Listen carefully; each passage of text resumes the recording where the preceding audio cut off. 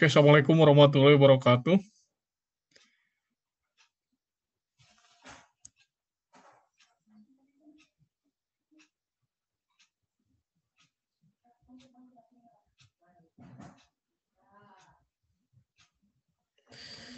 Sinyal.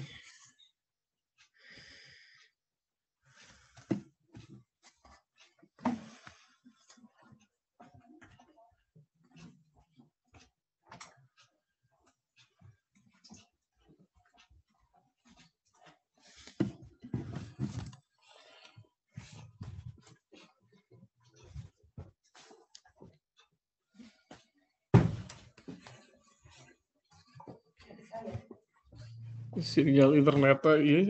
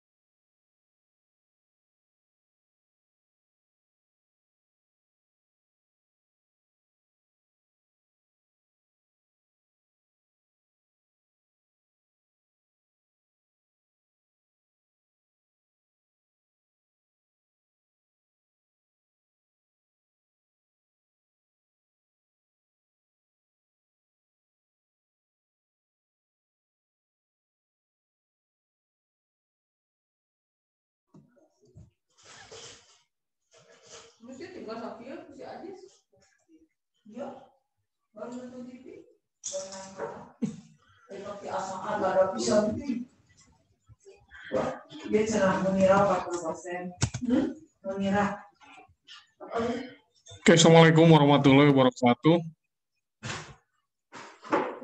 Waalaikumsalam warahmatullahi wabarakatuh. Oke, hari ini kebetulan Pak Gianto nggak bisa gabung ya. Terus juga untuk Pak Supri, ini masih dalam konfirmasi. Nah, sambil nunggu Pak Supri dan juga nunggu Pak Supri, kita lanjutkan saja untuk presentasi proposalnya ya.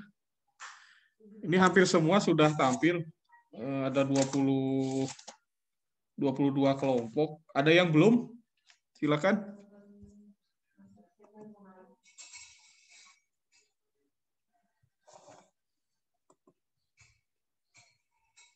Boleh saya, Pak? Mangga. Silakan, Lutfi.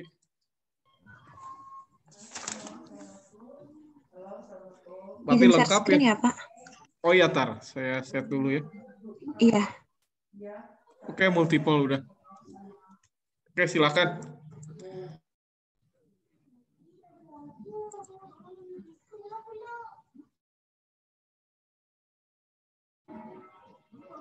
Sudah terlihat, Pak?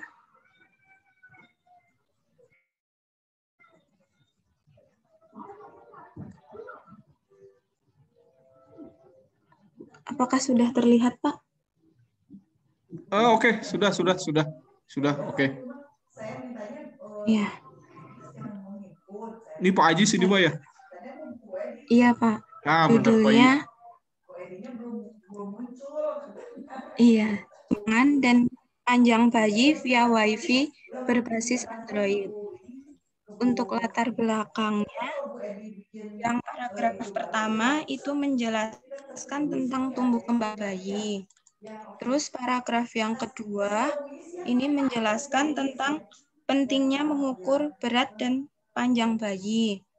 Kemudian paragraf yang ketiga ini berisi tentang untuk kebanyakan pengukuran berat bayi dan panjang bayi itu masih menggunakan dua alat yang berbeda ya Pak. Sehingga tidak efisien waktu dalam mengukur dua besaran tersebut. Terus paragraf yang keempat ini berisi tentang ini sistem otomasi pencatatan hasil pengukuran, Pak, yang di mana di biasanya itu kan ditulis manual di kertas ya, Pak. Ini nanti langsung dikirim ke Android orang tua. Terus pada paragraf ini berisi tentang ringkasan, di mana sehingga pada penelitian ini dibuat satu alat yang dapat mengukur berat dan panjang bayi, serta hasil pengukuran dapat langsung terkirim ke Android orang tua. Kemudian untuk tujuan proyek akhir yang pertama, membuat prototipe alat ukur timbangan dan panjang bayi dengan data logger hasil pengukuran berbasis Wi-Fi via Android. Tujuan yang kedua yaitu mengetahui unjuk kerja dari alat yang telah dibuat. Yang ketiga yaitu metodologi. Yang pertama metodologi umum. Ini berisi diagram blok cara kerja alatnya, yaitu pada alat ini terdapat dua besaran fisis yang akan diukur, yaitu berat dan jarak.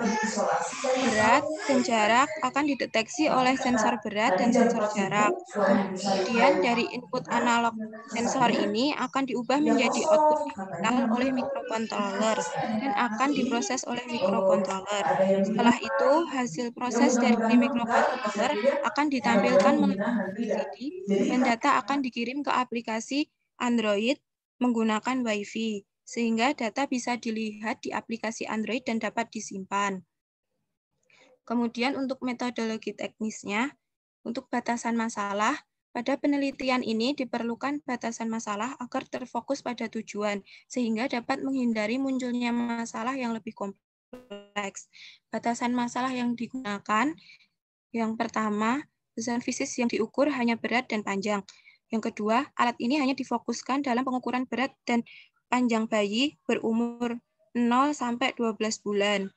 Yang ketiga, sistem pengukuran menggunakan Wi-Fi yang ditampilkan di Android. Sistem pengolahan data menggunakan Arduino Uno. Yang kelima, menggunakan modul Wi-Fi ISP8266 sebagai pengirim data ke Android. Dan yang terakhir yaitu menggunakan sensor ultrasonik dalam mengukur panjang dan sensor load cell untuk mengukur berat. Untuk spesifikasi alat-alat yang digunakan itu ada perangkat lunak, yaitu Proteus, Arduino IDE, dan Android Studio. Untuk perangkat kerasnya ada Arduino Uno, terus ada sensor load cell, sensor ultrasonik, modul Wi-Fi ISP8266, kemudian ada Android, dan ada LCD. Ini untuk daftar pustaka dari latar belakang yang telah dibuat. Terus ini untuk jadwal pelaksanaan selama 1 semester, Pak. Untuk proyek akhir 1, tugas akhir 1. Itu studi literatur pada bulan pertama dan bulan kedua, menyusun pendahuluan pada bulan ketiga, menyusun metodologi pada bulan keempat, dan menyusun proposal secara keseluruhan pada bulan kelima. Terus usulan biaya dan riset bisa dilihat. Sudah, Pak. Oke, ini ada beberapa hal ya. Jadi yang pertama tentang itu review papernya ini ya hanya menyebutkan memakai dua alat yang berbeda gitu. Jadi satu alat ukur untuk beratnya, satu lagi alat ukur untuk panjangnya gitu ya. Panjang, iya Pak. Nah dari masing-masing paper itu ada akurasi atau presisinya nggak? Kalau kan dari paper yang saya baca ya Pak ya, itu tuh ada yang buat ini, ada kalau yang untuk akurasinya ada, kalau untuk presisinya juga ada Pak. Oh gimana itu, bagus di atas 90% untuk akurasinya atau bagaimana tuh? Iya, kalau untuk akurasinya itu yang udah saya baca, kalau untuk panjangnya kan menggunakan sensor ultrasonik ya Pak ya. Itu Betul, 95%. Terus kalau betul, untuk betul. berat badannya itu 97 Pak, pakai load cell. Oh, oke, oke. Berarti bagus ya rata-rata di atas 90% gitu ya. Iya Pak. Iya. Oke.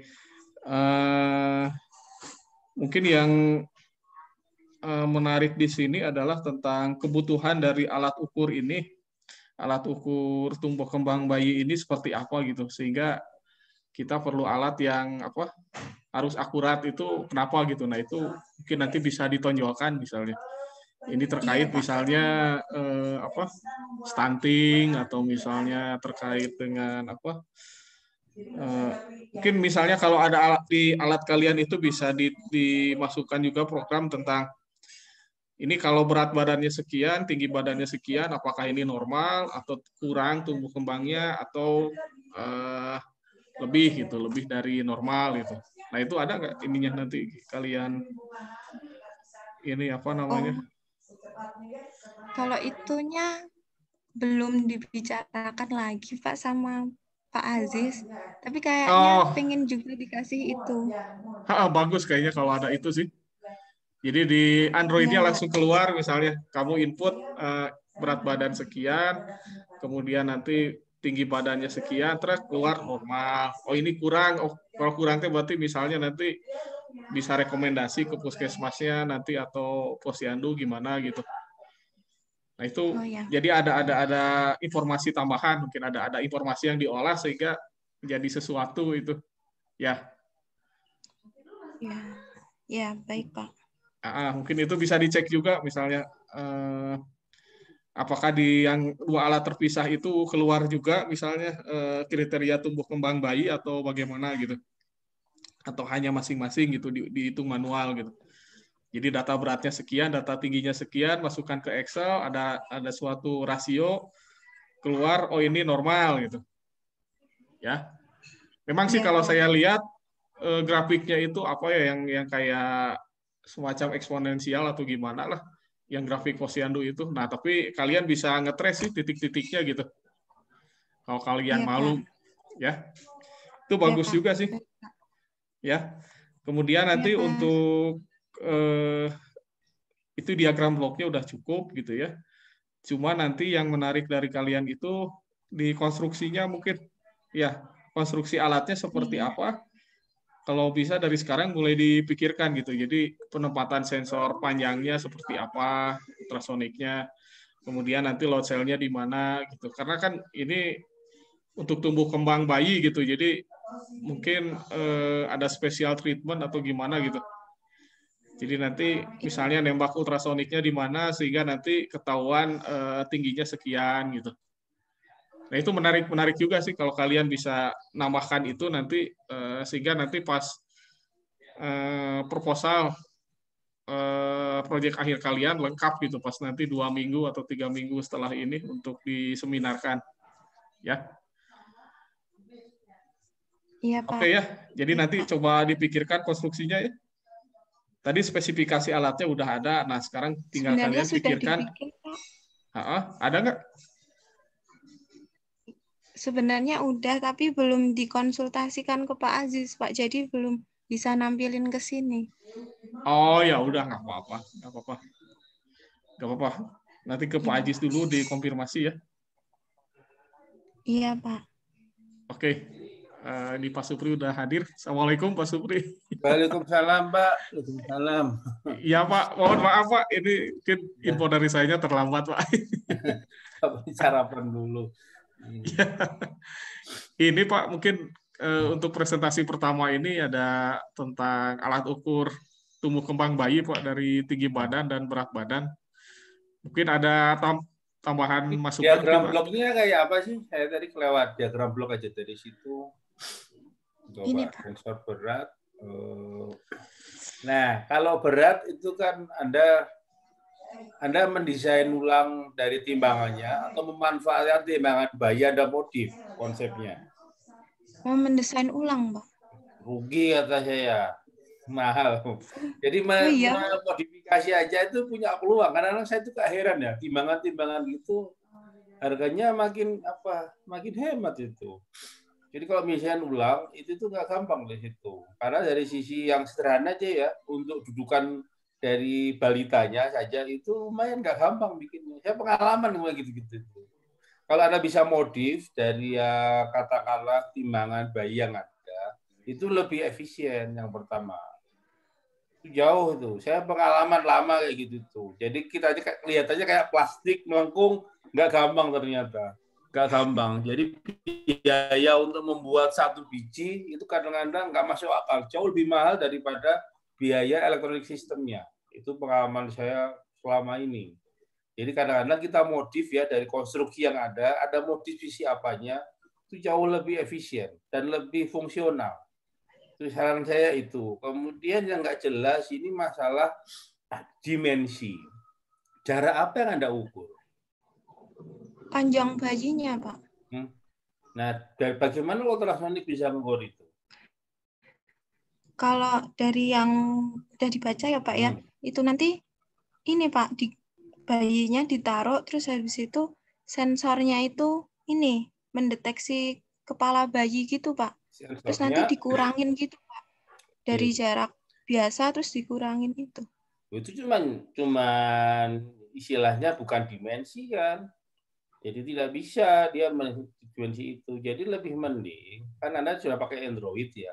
Android sekarang kan hampir mudah ya juga menangkap gambar ya dari bayi. Itu jauh lebih efisien. Karena kan Anda ingin menentukan paling mudah itu dari dimensi kepala sama dimensi dari panjang bayi. Kalau ultrasonik itu cuma satu titik. Nah, jadi waktu ada ultrasound dulu gitu. Nanti dulu gitu. Jadi istilahnya secara ini malah nggak make sense di situ. Jadi kalau teman-teman yang misalkan jarak katakanlah kemarin ya bejana ukur tutsit ya masuk akal kan cuma jarak aja. Kalau ini kan terkait dengan dimensi satu balita. Anda dari mana literaturnya? Dari tugas akhir juga, Pak. Apa tentang apa? Tentang tinggi badan ini prototipe alat ukur timbang. Pengukuran berat badan dan panjang bayi, Pak. Panjang bayi. Kecuali apa? Jadi dia sambil berbaring tapi ada bagian yang dia menentukan dari kaki ke kepala baru diukur jarak. Ada alat bantunya lagi. Kayak ada gitunya enggak? Kalau yang saya baca enggak, Pak. Enggak make sense dong. Jadi hati-hati ya, banyak yang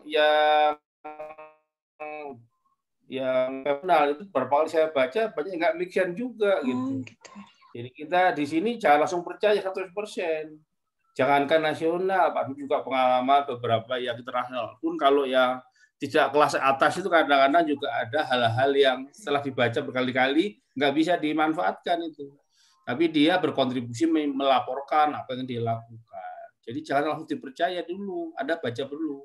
Jadi disitulah peran kita sebagai pelanjut mengevaluasi. Dia nggak salah, tapi dia melaporkan yang dia tahu waktu itu. Tapi sejauh mana make sense? Nah, seperti itu. Kalau tinggi badan orang dewasa itu kan ada penanda di kepala, nah itu baru bisa relatif. Nah, seperti itu Anda pertimbangkan ya. Jadi tadi kayak untuk berat itu, saya lebih condong modifikasi dari alat timbang bayi yang ada. Itu jauh lebih hemat, apalagi dapat yang katakanlah Pak Asis bisa bantu dari beberapa teman-teman yang rusak gitu, kita modif rangkaian listriknya itu lebih hemat. Kalau bodi itu lumayan itu nggak gampang itu. Tuh, jadi kalau masalah jarak yang mana? Nah, di sini harus paham betul. Jadi selama ini kan kalau teman-teman bidan itu kan dia diukur panjangnya manual di situ. Nah, seperti apa? Nah, itu ya yang supaya nanti Anda juga diskusikan dengan Pak Asis beberapa hal teknis seperti itu. Jadi betul-betul Anda baca ulang secara dengan baik gitu.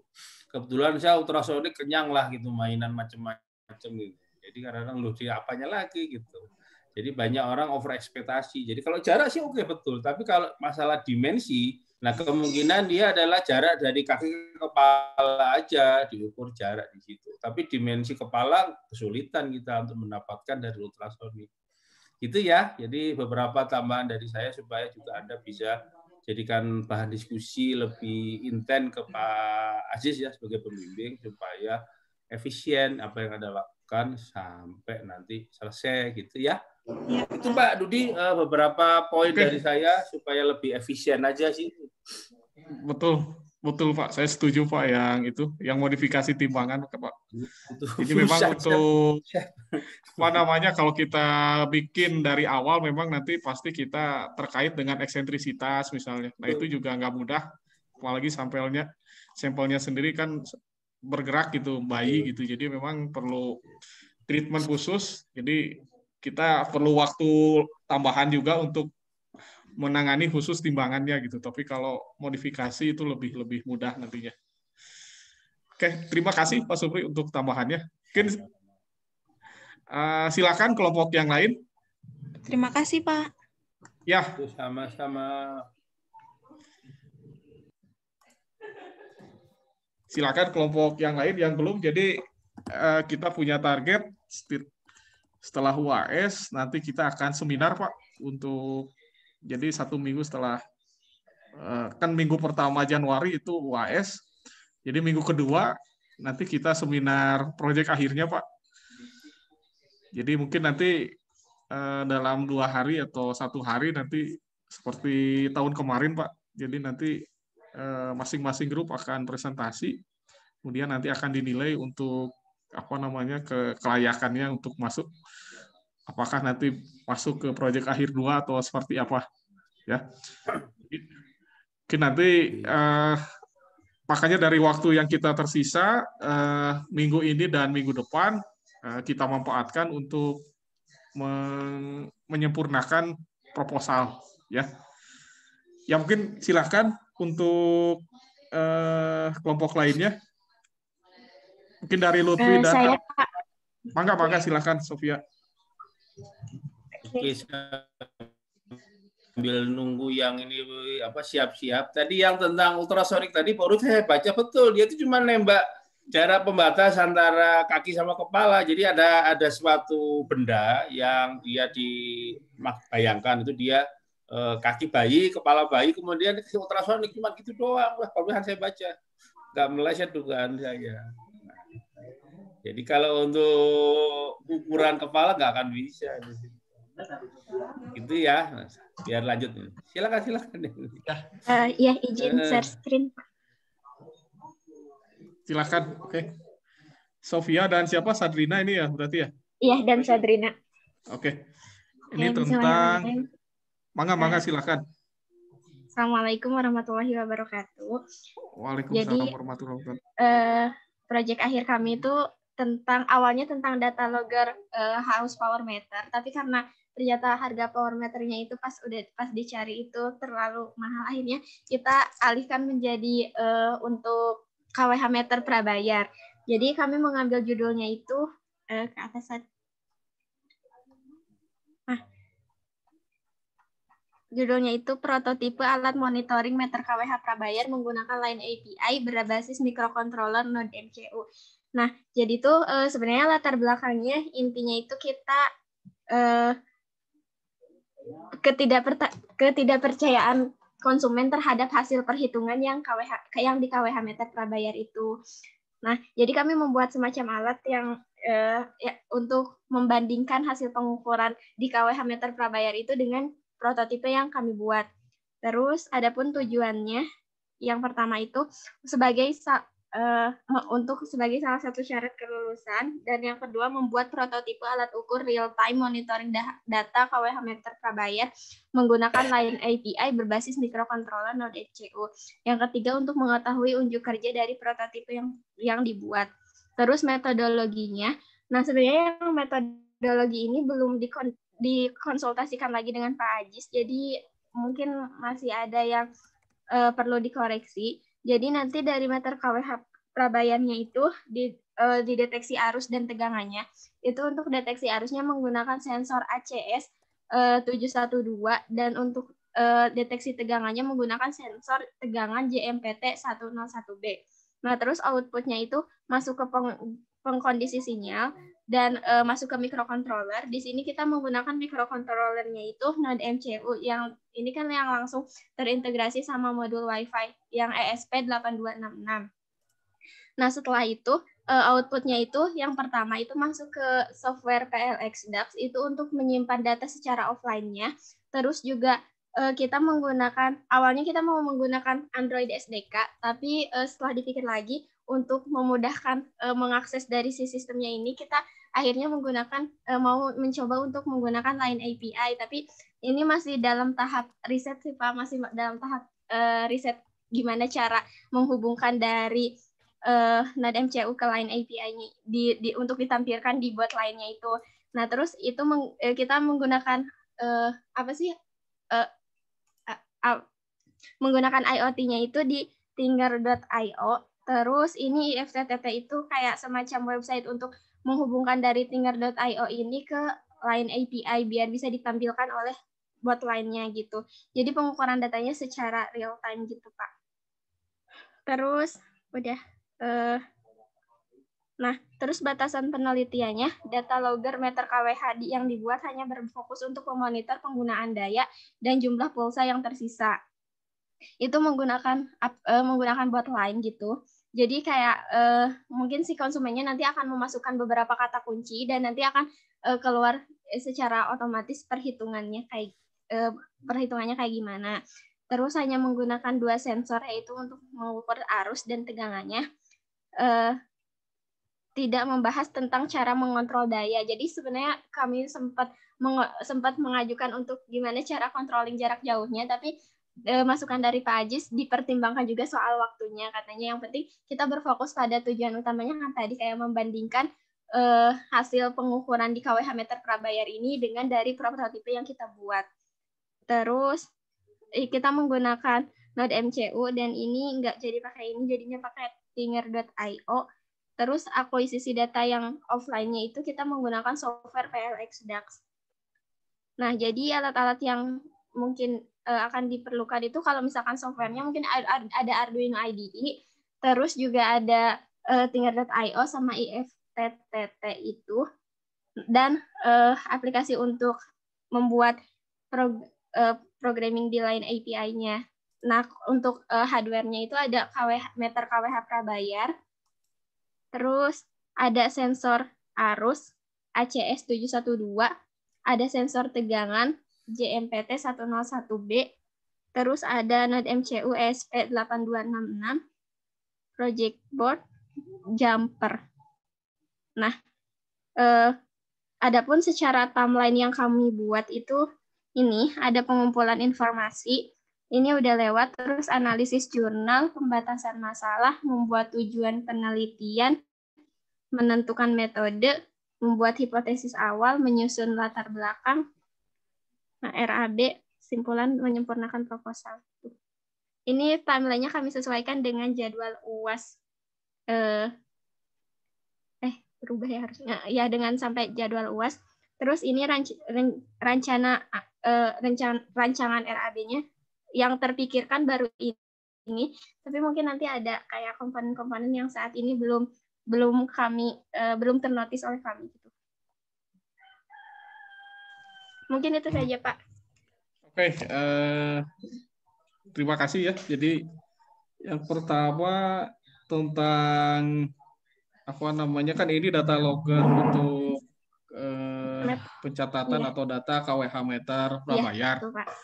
Nah, ini kan di sana di latar belakangnya sih sebetulnya tadi terlalu cepat ya. Jadi mungkin logic flow-nya ini kurang bisa saya ikuti kenapa alat ini harus dibuat gitu ya. Jadi di situ kan katanya dari ketidakpercayaan konsumen terhadap perhitungan KWH prabayarnya.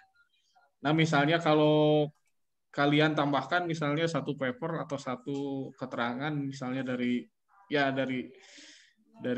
penelitian atau misalnya dari data di PLN atau gimana gitu, itu ada nggak misalnya tentang ada potensi kecurangan dari KWH meter prabayar ini gitu?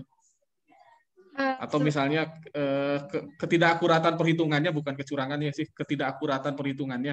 Kalau ada satu paper atau satu berita misalnya tentang itu, bisa kalian angkat lagi. Iya, tapi kalau itu kayaknya aku belum menemukan sejauh yang kami cari itu kayak belum ada. Iya, belum ada yang soal tadi kata Bapak, ya kecurangan atau ketidakakuratan perhitungan. Nah, itu perlu kalian, meskipun tidak berupa paper, kayaknya kalau paper kayaknya mungkin terlalu teknis dan bisa jadi dia ditutupi juga gitu ya. Tapi sebetulnya pernah ada Google atau berita misalnya tentang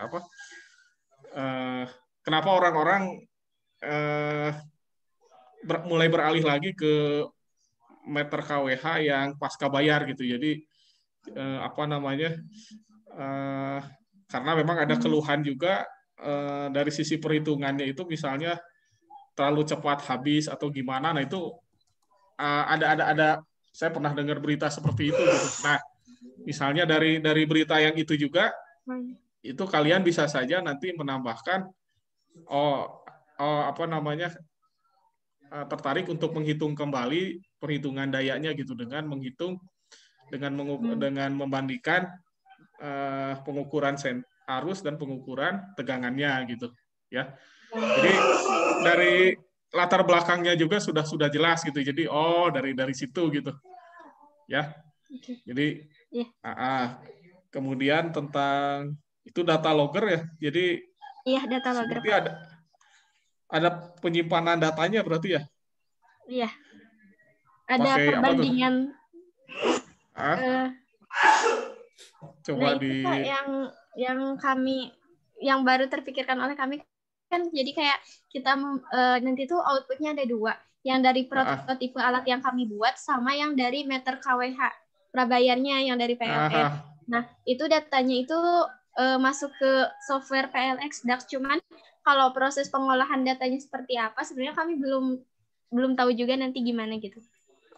Berarti nanti dari harusnya nanti ada semacam data yang panah data yang ke PLX DAG ini nanti misalnya dari meter KWH, kemudian yang dari sensor arus, sensor tegangan ini ke PLX DAG juga misalnya.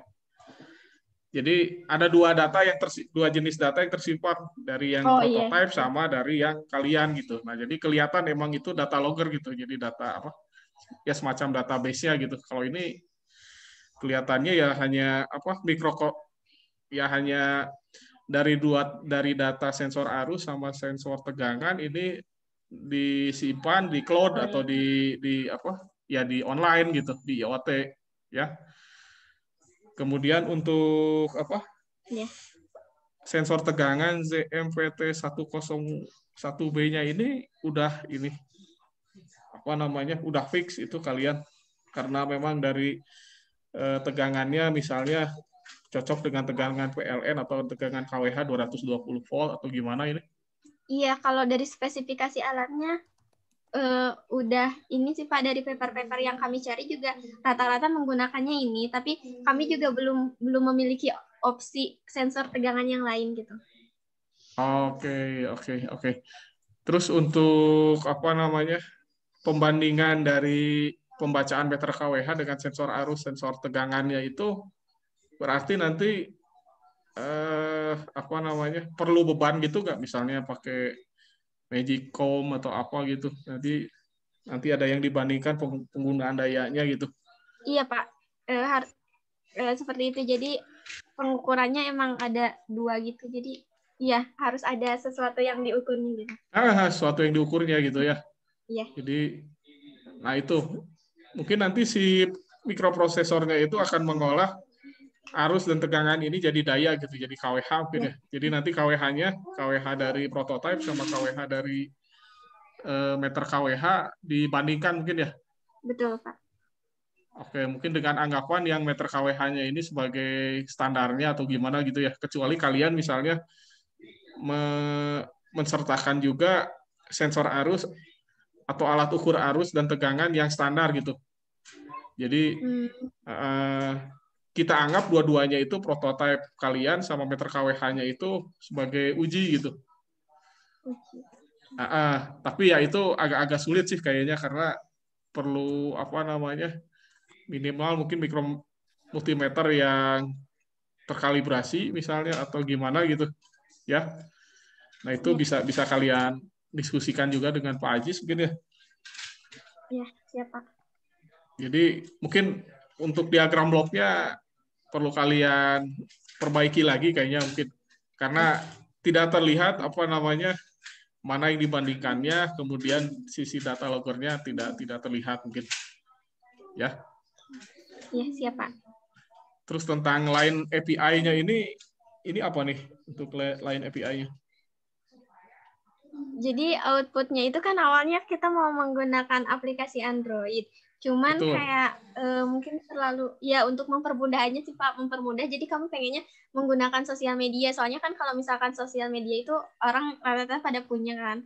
Jadi nggak perlu menginstal aplikasi lagi gitu. Makanya mau nyoba buat klien gitu. Oh, line API. Oke. Iya. Oke. Jadi kayak WhatsApp berarti ya itu ya. Iya betul Pak. Oke. Saya kira apa namanya satu pilihan untuk database ini gitu. Ternyata itu buat displaynya, menampilkan hasilnya aja Pak. Iya. Oke. Jadi konsumen mengaksesnya dari Line gitu. Oke. Meskipun Line juga belum terlalu umum juga sih. Misalnya pakai WhatsApp atau apa gitu. Tapi ya nggak apa-apa, nanti kalian coba aja ya. Ya. Oke, mungkin ada tambahan mungkin dari Pak Supri, silakan Pak.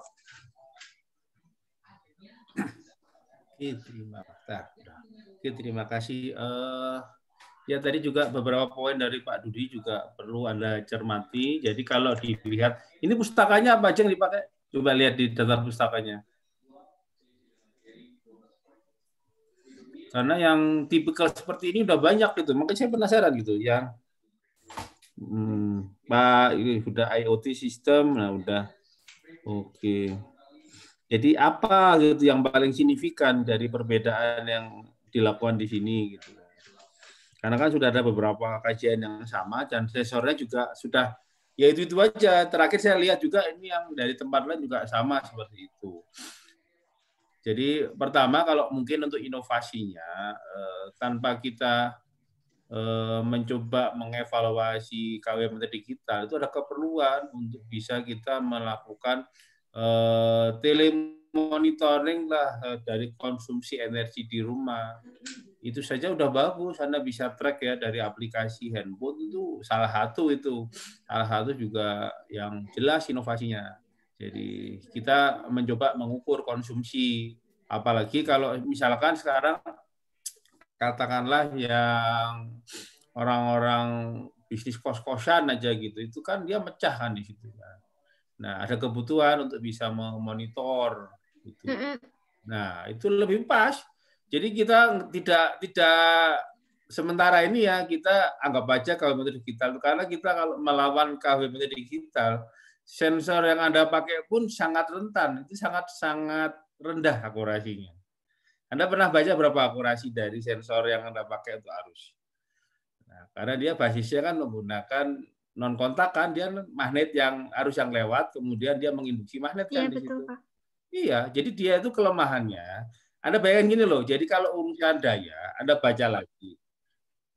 Jadi konsumsi daya yang paling boros itu adalah yang namanya kalau Anda lagi start untuk AC, pompa air, atau lagi apa, itu adalah kondisi transient awal di situ. Saya belum pernah ngecek sejauh mana sensor ini cukup sensitif ya mengevaluasi perubahan arus sesaat kemudian turun lagi.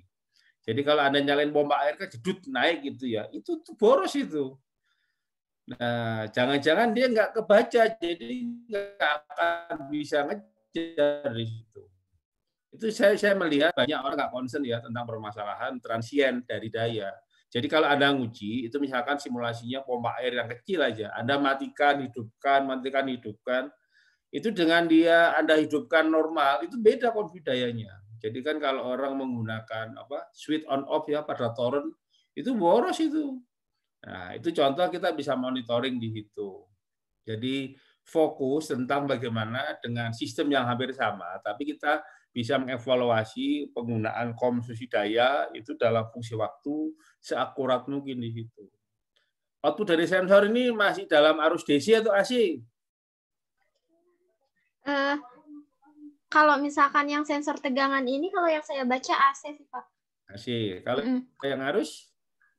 Nah, kalau yang arus itu kan dia kayak semacam magnet gitu, terus mendeteksi dari kabelnya. Nah, itu kurang tahu juga Pak.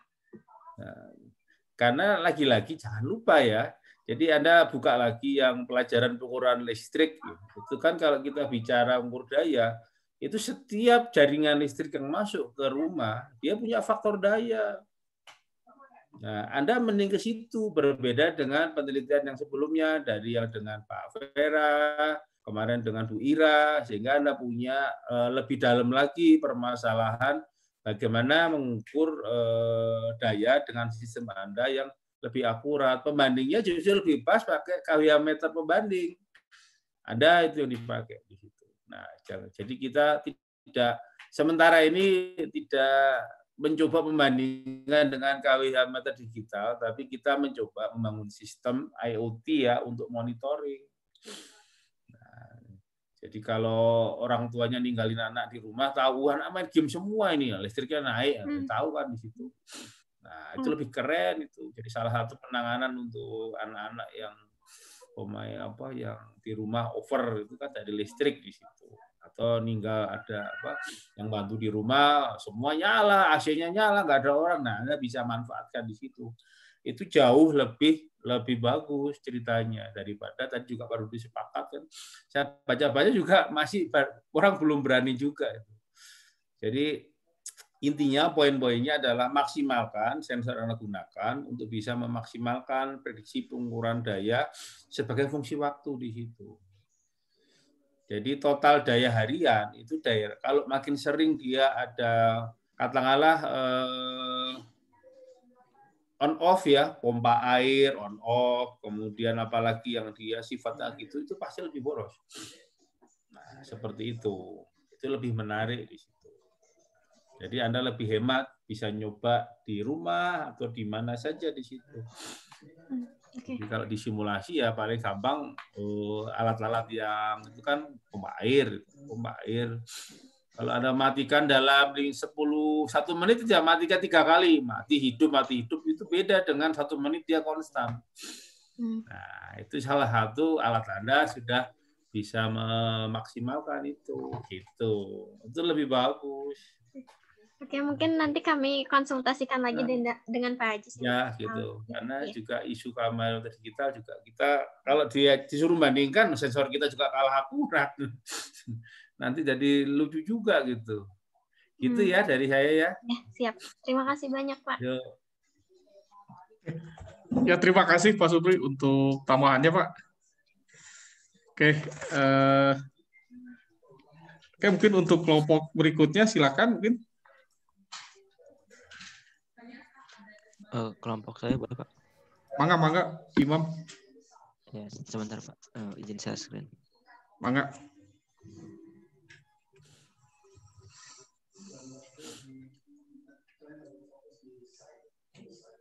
Sudah terlihat Pak? Oke. Assalamualaikum warahmatullahi wabarakatuh. Waalaikumsalam. Di sini untuk judul proyek akhir kelompok saya yaitu prototipe perekam karakter display pada meter air rumah tangga menggunakan microcontroller dengan penyimpanan awan. Nah, di sini partner saya Kang Emil Benezer Naibaho. Nah, untuk latar belakangnya karena untuk monitoring meter air rumah tangga masih manual, maka dari itu untuk memudahkan monitoring tersebut dalam pencatatan untuk menghitung debitnya, maka dibuatlah prototipe untuk memudahkan dalam pencatatan totalisator di meter air. Nah, untuk prototipe yang digunakan menggunakan prinsip OCR atau Optical Character Recognition untuk mengenali karakter angka yang terdapat di meter air. Nah, untuk tujuan dari proyek akhir ini itu kita akan membuat prototipe alat perekam display pada meter air rumah tangga menggunakan microcontroller dengan penyimpanan awan atau cloud. Yang kedua, menentukan faktor-faktor yang mempengaruhi tingkat akurasi perekam display pada saat melakukan perekaman, serta menentukan kondisi ideal untuk melakukan perekaman display. Yang ketiga, memudahkan administrasi perekaman data dalam menentukan pembayaran berdasarkan penggunaan meter air rumah tangga. Nah, untuk skema prototipenya di sini kami menggunakan Raspberry Pi dengan alat-alatnya terdapat LCD untuk menampilkan nanti aplikasi dan sistem Raspberry-nya. Kemudian ada micro SD sebagai penyimpanan nanti OS dari Raspbian-nya. Ada modul kamera untuk merekam atau memfoto totalisator pada meter kWh, meter air rumah tangga. Yang kemudian ada power supply.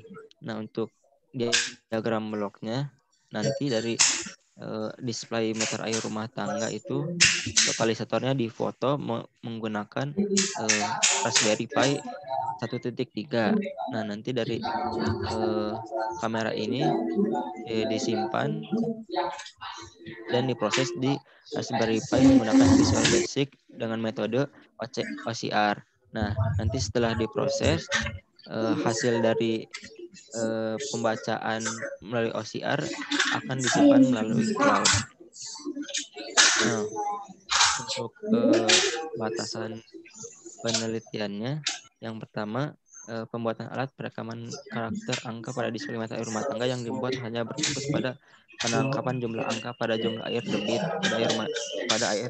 pada meter air rumah tangga. Yang kedua, pengujian yang dilakukan terbatas pada kondisi lingkungan dengan cahaya yang cukup terang dan cahaya tersebar merata agar noise pada kamera tidak banyak dan hasil perekaman cukup baik. Yang ketiga, pengujian yang dilakukan terbatas dan pada jarak, sudut, dan segmen tertentu yang telah ditentukan. Yang keempat, menggunakan aplikasi pengenalan huruf Tesseract OCR. Yang kelima, prototype berfokus menggunakan Raspberry Pi model B yang terintegrasi dengan modul Raspberry Pi 1.3. Yang terakhir, akuisisi data yang dilakukan pada alat ukur ini hanya berfokus pada akuisisi data dari perekaman modul kamera yang terintegrasi dengan microcontroller yang ditampilkan di laptop. Nah, untuk alat-alat yang digunakan ada Raspberry Pi 3 model B, kemudian ada Raspberry Pi modul kamera, terus ada power supply, ada micro SD. Nah, berikut ini untuk daftar pustakanya. Untuk timeline sementara yang telah dibuat, itu ada pencarian literatur yang sudah terlaksana pada bulan November.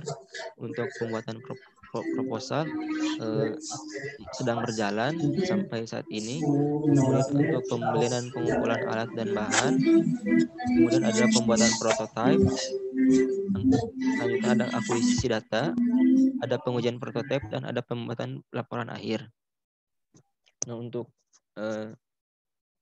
anggaran kisaran anggarannya sekitar 780.000. Ini belum termasuk biaya yang tak terduga atau biaya lain lainnya. Sekian, Pak. Oke. Terima kasih untuk ininya, presentasinya.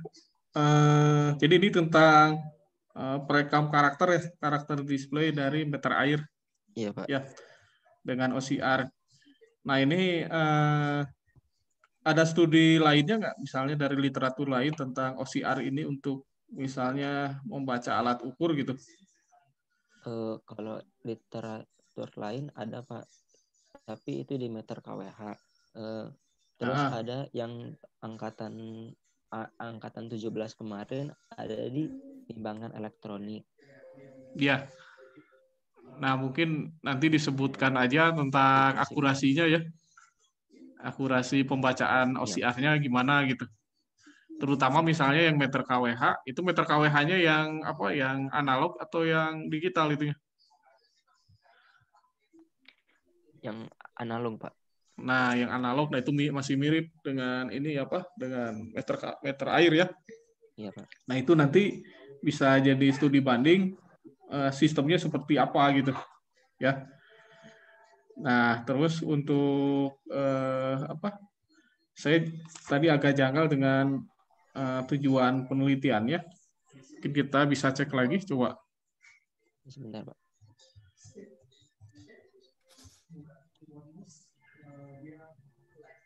Ini. Nah, ini bukan tujuan penelitian sih yang... Nah, ini tujuan penelitiannya kan membuat prototipe alat perekaman display. Tetapi kalau nggak salah di batasan penelitian atau apa ya, itu hanya penangkap jumlah angka. Itu gimana tuh? Ya, kenapa, Pak? Maaf, Pak.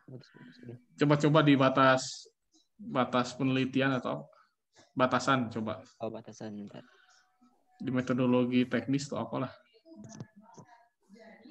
Ini, Pak. Nah, itu. Nah, ini yang nomor pertamanya kan pembuatan alat perekaman karakter angka pada display meter air rumah tangga yang dibuat hanya berfokus pada penangkapan jumlah angka. Ini gimana nih? Oh, ini tuh itu tuh buat totalisatornya aja, Pak. Jadi nanti dari situ tuh ke pembayaran. Oh, ya nanti dihilangkan aja jumlahnya. Kalau jumlah angka itu berarti kan kayak 1, 2, 3, ini dijumlahin jadi 6 gitu. Nah, udah aja penangkapan angka aja. Angka debit, angka pada jumlah debit. Kalau jumlah angka, jadi si angka itu dijumlahkan gitu. Oh iya, Pak. Ya, nah itu mungkin agak-agak ini ya, dari sisi bahasa. Mungkin untuk jadwal nanti mungkin ke kelompok ini dan kelompok lainnya nanti kalian bikin ya dalam 1 tahun ini ya. Jadi semester ini dan semester depan ya. Iya, Pak. Oke. Mungkin yang lainnya silakan Pak Supri, Pak. Oke, saya sederhana menambahkan yang unik. Anda tidak punya data bagaimana sih beragam bentuk tampilan dari meter air. Jadi, karena ini dulu waktu yang EDUP juga ada tentang ini. Jadi permasalahan itu Anda belum bisa nangkep. Jadi meter air yang di lapangan itu seperti apa? Perbedaan paling fundamental ya dibandingkan kWh meter itu apa? Seringkali meter air itu apa di situ. Jadi di bagian meternya itu kadang ada embun. Nah, itu tantangan itu dibacanya. Beda banget. Makanya, loh ini tentang meter air, tapi satu pun nggak ada gambar meter air, bagaimana displaynya, kemudian apa masalahnya. Sehingga itu jadi tantangan Anda, bagaimana bisa membaca kan, apa istilahnya, angka-angka yang didisplay pada meter air. Jadi, disitulah jadi menarik di situ. Jadi Anda bayangkan kesannya kamera ditempel beres. Nah, justru di situ susahnya di sini. Karena yang Anda hadapi adalah kondisinya misalkan meter air pemasangannya kan cenderung di bawah. Jarang meter air kayak di tembok atas kayak kWh meter kan. Sehingga cenderung dia juga kualitas dari kaca yang digunakan juga berbeda. Nah, itu jadi susah di situ. Anda sudah perhitungan nggak di situ? Ya, untuk batasan masalahnya itu kan ada jarak sama komposisi cahaya, Pak. Ada jarak tertentu. Nanti ada pengujian dari jarak-jarak, terus ada dari pengambilan sudut juga, Pak. Untuk yang embun itu sih belum, Pak. Justru itu. Jadi beda kondisinya. Jadi istilahnya Anda harus langsung mindsetnya ini meter air tantangannya beda. Kalau kemarin kan misalkan membaca dari pembacaan timbangan digital, udah jelas kan, enak. Meter air itu suka-suka, bentuknya juga beragam sekali di situ. Nah, itu yang harus Anda cermati. Nah, di proposal ini nggak kelihatan contoh-contoh bagaimana meter air itu diinstal, sehingga punya peluang kalau Anda ingin memanfaatkan sistem Anda, bisa membantu membaca data yang terukur pada meter air. Itu yang saya inginkan sebenarnya, karena kan judulnya meter air. Ini nampak ada fokus tentang membayangkan kamera Raspberry, tapi belum tentu yang diambil datanya itu semudah dengan mengambil data ukuran dari timbangan digital, KWH meter digital, itu jauh lebih complicated di situ. Sudah juga ukuran dari itu seperti apa di situ. Karena itu menyangkut tentang masalah dari sejauh mana resolusi yang bisa digunakan untuk membaca itu. Nah, itu yang mungkin untuk dalam waktu yang pendek ini mohon juga bisa kelihatan permasalahan itu. Itu aja Pak, dulu dari saya juga. Makasih Pak. Oke Pak. Ya. Oke Pak, terima kasih Pak. Mungkin cukup dari Pak Supri. Oke, terima kasih untuk kelompoknya Imam dan Emil. Silakan untuk kelompok lainnya. Jadi ini kalian memanfaatkan kuliah ini untuk menyempurnakan proposal kalian ya sebelum nanti seminar ya. Oke, silakan. Saya mau, Pak. Mangga. Anin dan siapa ini? Grupnya? Dengan Adika, Pak. Oke, Adika. Oh, ini apa namanya yang Encoder, Pak. Encoder. Ya. Oke, gimana nih? Sudah terlihat ya, Pak? Masih proses ini. Iya.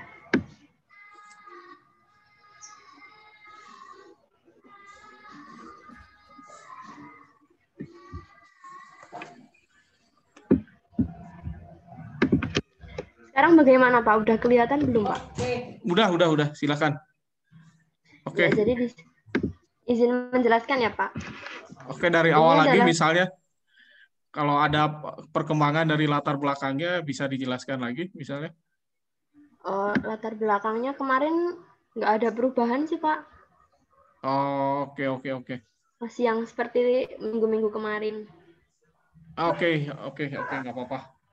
Coba. Ini diagram bloknya Pak. Jadi dimulai dari power supply yang dihubungkan dengan microcontroller.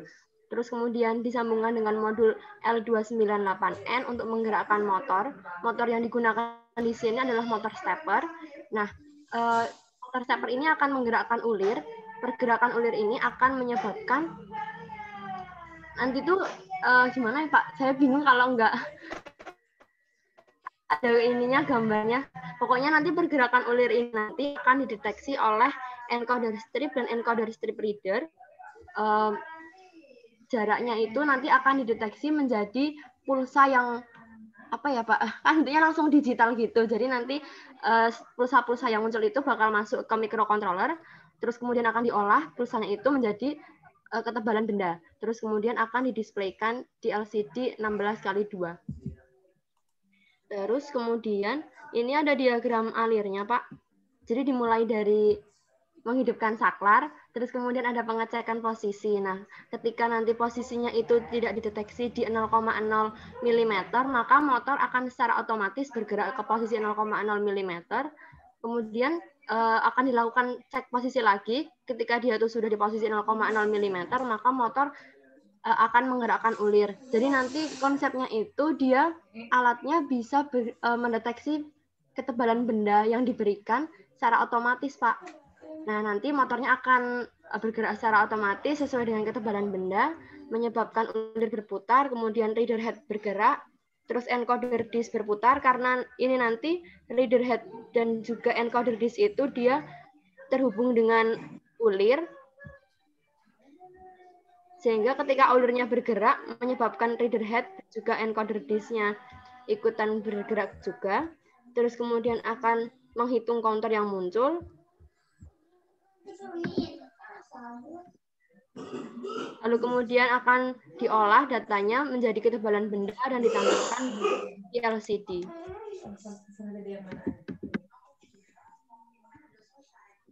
Nah, ini untuk batasan penelitiannya. Ini sampel pengujian hanya berfokus pada benda dengan ketebalan di atas 0,05 mm. Kenapa?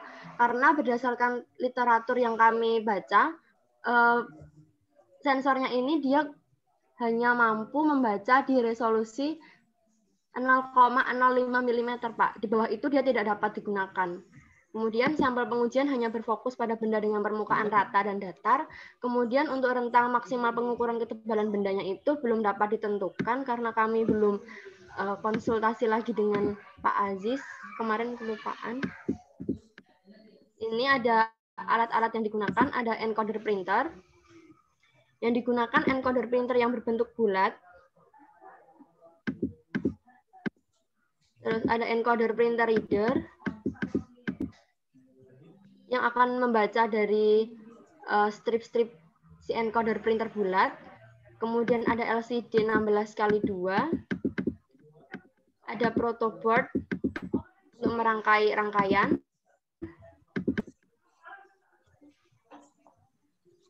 Ini ada saklar untuk switch on atau off.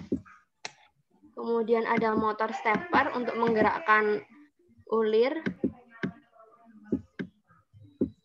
Terus ini mikrocontroller yang digunakan adalah Arduino Uno R3, kabel jumper, ada resistor. Terus ini untuk tegangannya, sumber tegangannya itu menggunakan baterai.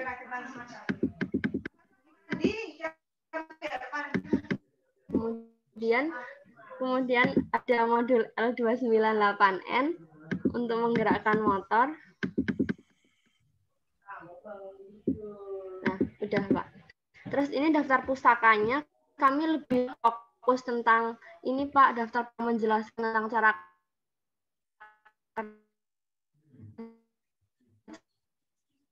alat dan lain sebagainya.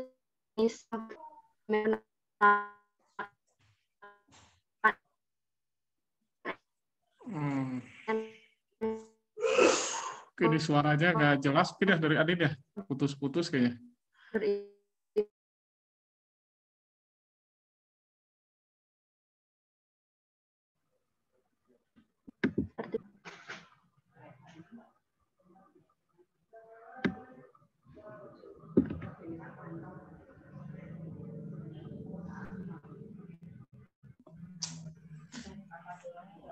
Oke, Anin,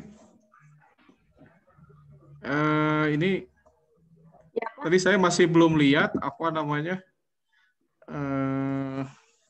konstruksinya. Jadi bagaimana kalian cara memodifikasi dari encoder ini sehingga bisa mengukur dimensinya itu seperti apa gitu? Belum ya, belum digambarkan ya di sini ya? Iya, Pak, belum. Adanya yang rancangan ini, Pak, encoder yang konstruksi dari alat yang diberikan dari Pak Aziz awal-awal itu, tapi kemungkinan besar kita bakalan berubah, Pak. Oke. Ya itu sangat penting ya. Jadi selain dari diagram blok, konstruksi alatnya juga sebagai gabungan dari beberapa komponen yang kalian jelaskan di metode teknis itu sangat-sangat penting ya. Iya, Pak. Sebenarnya saya juga menjelaskan tanpa konstruksi juga agak kesulitan, Pak. Nah itu dia, jadi saya nggak kebayang bagaimana gitu cara pengukuran dimensinya gitu. Iya. Nanti insya Allah minggu depan mungkin bisa saya tampilkan, Pak. Nanti saya konsultasikan dulu ke. Oke. Lainnya sih, terus untuk sampelnya apa sih, ketebalan apa di sini nanti? Ini Pak, kemarin saya itu rencananya mau ketebalan ubin, Pak. Ubin. Iya. Tebalan di industri ubin. Pembuatan ubin. Kenapa ubin ini? Kenapa ubin? Karena ubin itu kan penting ya, Pak, untuk dilakukan pengukuran ketebalan, apalagi ketika dia itu mau dijual ke masyarakat, itu kan pasti akan dicek dulu apakah sudah sesuai atau belum gitu. Nah, tapi ubin itu tidak membutuhkan Pak, pengukuran yang benar-benar membutuhkan kehandalan pengukuran yang sangat tinggi gitu, tidak menyebabkan kesalahan yang fatal kalau dia itu ada kesalahan pengukuran. Karena kan kami cuma 0,05 mm, Pak, resolusi alatnya. Jadi kalau misal dia terdeteksinya itu 0,08 misalkan, Pak, itu dia nggak bakalan kebaca. Yang kebaca itu hanya 0,05 di titik 0,05 gitu, di kelipatan 5. Jadi kemungkinan kalau dipakai untuk yang lain, sampel yang lain, itu akan menimbulkan kesalahan pengukuran. yang cukup fatal mungkin. Oke. Berarti nanti kalian cari sampel yang toleransinya kelipatan 0,05 mm berarti ya? Iya Pak. Apa ya? Selain ubin. Ya nanti kalian cari ya. Iya Pak. Ya menarik juga sih, ini objeknya sangat penting. Terus nanti untuk kalibrasinya gimana tuh? Pakai kaliper aja atau pakai apa nih kalian? Iya, sepertinya itu Pak, pakai kaliper Pak. Oke. Karena kalau pakai gauge block kayaknya sayang ke gauge blocknya sih. Ya. Iya. Yang penting nanti kalipernya terkalibrasi aja, ya. Oke, yang lainnya mungkin, ya mungkin saya persilakan Pak Supri, mungkin Pak. Yang belum nangkep ini itu kan dimensi. Jadi yang di bayangan Anda itu, Anda akan dimensi rentang berapa sih? Nah, itu Pak, rentangnya juga belum ditentukan, Pak. Kan memendesain mulai dari situ. Jadi, kalau Anda ingin pelajari yang sekarang relatif sudah common ya, Anda tahu print 3D. Print 3D itu juga dia sudah bisa mengukur, karena kan kalau ingin mencetak sesuatu, dia kan terukur ukurannya dari software langsung jadi cetakan. Itu kan pakai wastafel juga. Jadi kalau ingin keren, saya kira topik sekarang lagi hot itu semua urusan ini loh. Jadi kan ada kalau beberapa jenis untuk pengiriman paket itu ada kerdus standar, terutama untuk barang-barang fashion. Itu juga dia memerlukan berapa dimensi dari dus itunya. Itu enak, Anda tekan agak, itu nggak ada masalah, tapi memerlukan istilahnya kalau nanti dikembangkan ada timbangannya, ada dimensi seperti itu. Itu saya kira lebih pas daripada UPIN. UPIN sudah punya standar dari itunya. Jadi kalau dunia UPIN, misalkan ada keramik itu sudah punya standar, orang nyebut KW1, KW2. Kalau KW1 udah disortir juga oleh pabriknya. Argumennya jadi lemah. Jadi cari sesuatu yang boleh jadi nggak perlu akurat tinggi, tapi katakanlah volume dari suatu, katakanlah dus ya, tempat mengirim barang-barang berharga, itu menentukan nanti masalah tarif kayak gitu. Anda bisa curi konsepnya di print 3D aja, tapi dibalik, ini ngukur dimensi, bukan membuat dimensi suatu benda. Ya, Pelajari print 3D itu sekarang kan makin macam-macam, komponennya juga di pasaran banyak di situ. Nah, jadi dia dibalik gitu. Jadi kalau dia dari atas turun ke bawah, dia berhenti di permukaan, terus dia tahu berapa dimensi dus ini. Nah, itu lebih keren gitu. Jadi saya perhatikan sama sepakat Pak Dodi, beberapa juga per header sebelumnya, aspek teknisnya malah nggak kelihatan gitu. Apa yang mau dilakukan? Tadi meter air nggak ada meternya. Ini juga apa di situ. Jadi itu yang paling penting. Jadi dalam membangun suatu sistem pengukuran dibatasi oleh objek apa yang kita ukur. Nah, disitulah kita akan turunkan sistemnya yang lebih ekonomis dan sesuai guna di situ. Itu ya, saya kira dengan sisa waktu ini langsung fokus saja di situ. Jadi kalau tadi masalah akurasinya rendah, ya memang ada kebutuhan sesuatu yang nggak terlalu detail seperti itu. Tapi itu bisa representatif di situ. Saya kira itu. Baik, Pak. Ya, itu. Jadi sepakat tadi saya tadi juga cepat. Apa yang contoh kasusnya seperti apa, baru kita kembangkan di situ. Itu Pak Rudi dari saya, Pak. Terima kasih banyak Pak buat masukannya. Oke Pak, terima kasih Pak Supri. Oke, silakan kelompok lainnya untuk konsultasi. Saya boleh nggak Pak? Mangga, Ira dulu, Patul Hoiriah. Pak. Oke. Screen ya Pak? Ya.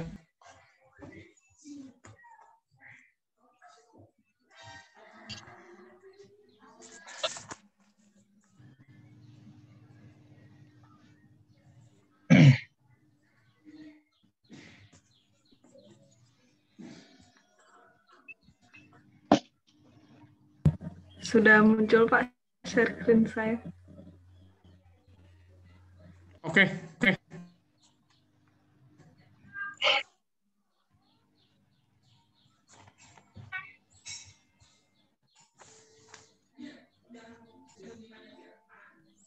Ini tentang kepekatan. Oke. Jadi ya Pak, jadi judul proyek akhir kami pengontrolan kepekatan larutan nutrisi pada tanaman tomat berbasis jaringan. Untuk latar belakang sampai skema alat akan dijelaskan. Ya Pak, jadi kita itu bikin prototipe pengontrolan kepekatan larutan nutrisi pada tanaman tomat berbasis jaringan sensor nirkabel Pak. Jadi ini tuh ini Pak, sistemnya itu dengan hidroponik. Nah, hidroponik itu kan bercocok tanam tanpa menggunakan tanah ya. Dan hidro sendiri artinya air. Nah, jadi hidroponik ini metode bercocok tanam menggunakan air bernutrisi sebagai medianya. Oke, nah dari hidroponik sendiri ada beberapa metode yang digunakan, Pak, dan kami itu menggunakan metode NFT atau nutrition film teknik. Nah, ini itu